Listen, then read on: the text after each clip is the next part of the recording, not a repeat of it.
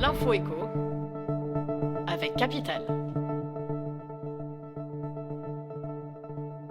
Le chiffre du jour, 33 mois.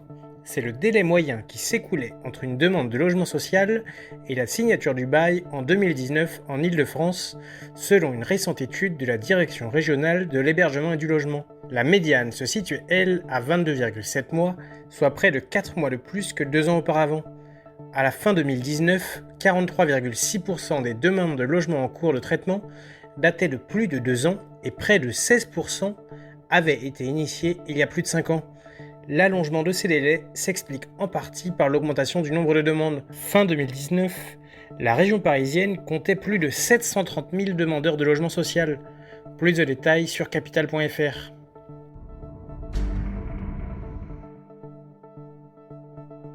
Le coup de gueule du jour est poussé contre des arnaques relatives à l'épidémie du coronavirus.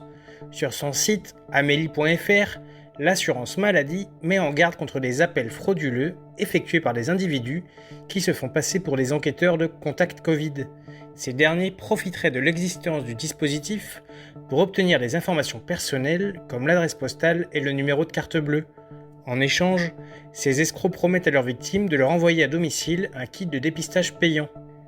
Pour rappel, Contact Covid est un dispositif qui vise, une fois un cas positif au coronavirus identifié, à éviter la transmission du virus en appelant les personnes qui auraient été en contact avec le contaminé.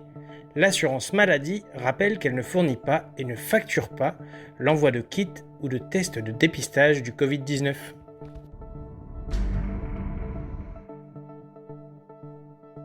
L'info pratique capitale.